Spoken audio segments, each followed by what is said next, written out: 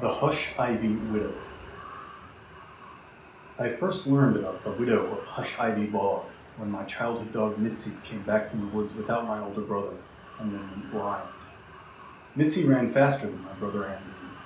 That's why she made it back out of the bog, but he never did. They say that anything that survives seeing the widow loses their eyesight within a few days. The birds must know this is true.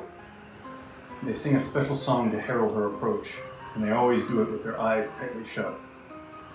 If you hear a syncopated bird song with a rat-a-tat rhythm, run for the edges of the forest. The Lady of the Bog has been trapped here for hundreds of years at least. She goes by many names. The earliest stories describe her as a dark manifestation of nature itself. She needs the presence of trees, insects, and birds to project herself into our reality. She needs darkness, too. She can't advance into our world without these things. For a long time, this meant that she was safely locked away. Back in 2005, the Maine state government started building a nature corridor that passed through Hush-Ivy Bog. It linked the local area to Baxter State Park down in Millinocket. Baxter is home to the Appalachian Trail's northernmost point. The Appalachian Trail, in turn, passes through 14 states on its way from Maine to Georgia. Some of us from the town tried protesting, but it was hard to explain to skeptics why anyone would be against a nature corridor that had no negative impact on industry. We tried stealing their tools and vandalizing the worksite, but the Maine State Police stepped in and started watching the project carefully. We were running out of options, but I never gave up hope. Before white settlers arrived in this area, the people of the Dawnland are thought to have called her the Cypress Hag. Such trees don't usually grow quite this far north, but in her bog, they always thrived. She claimed scavengers and children who wandered too far into the wilderness, and then she'd disappear until she was hungry again. The early Popham colonists who tried to settle near Hush-Ivy called her the Grey Widow. It's thought that the colony collapsed in part because too many were stricken blind or insane after their encounters with her. People disappeared during this time, too. It became untenable for settlers to remain in the area. And it was only much later when Hush-Ivy became the site of a lumber mill that the land was successfully tamed. Lumberjacks were able to clear-cut swaths of nature in a single day. They destroyed the widow's haunts before she could claim the interlopers at night. She was trapped in Hush-Ivy as the area developed. By 2007, the reforestation scheme was nearly complete. I remember the day when the final 50 trees were planted with almost perfect clarity. I recall it so well because it was my last day as a free man, and also the day I lost my eyes. Those final trees created a thin tendril of woodland between the Hush-Ivy Bog and Baxter State Park. By nightfall, the widow would be free. The work crews went home only a few hours before sunset. This was my last chance to do something, and so I brought gasoline and matches. It would have to burn. As the sunlight faded, the birds and insects around me began to chirp in that telltale rat-a-tat rhythm. The Lady of the Bog was already near, and so I set the blaze as quickly as I could.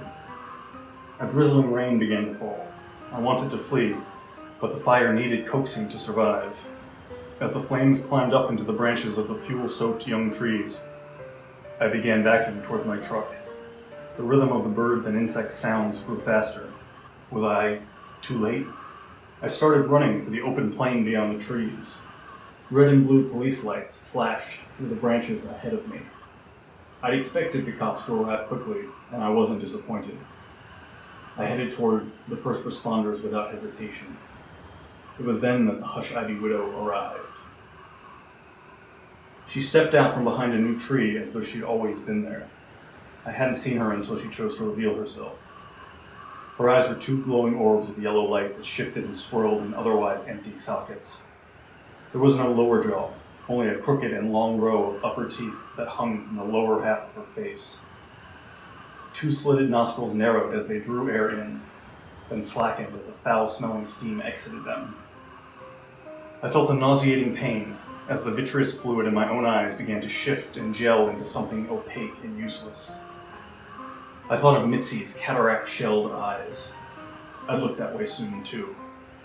That is, unless the widow simply killed me now. We were probably less than 30 feet from the clearing, I spun and stumbled away from the hag, my vision already beginning to blur and fail. There were shadowy shapes that I knew to be police and firefighters. I flung myself at them and felt a sharp pain in my chest near the shoulder. I prayed it was a bullet and not the widow claiming me. That's all I remember before I woke up in the hospital, handcuffed to my bed. The arson charge earned me 15 years in prison. The court also pinned me with an additional 20 years for aggravated assault on an officer. That part never happened, but it was the only way for the state to explain how an LEO on the scene lost his sight a few days later. I didn't argue. There's no nature in the prison yard. I work in the laundry room, where my blindness doesn't interfere much. There's always steel and concrete between me and the Goose River Preserve nearby. I'm isolated from the empty widow, and that's good enough for me. At first, I wondered why she didn't just kill me, but I think I understand at this point. She never planned to kill me. She was just using the corridor. She's out there, free to go wherever she pleases. I hope this letter finds you well, and that you'll stay safe. She could be anywhere now.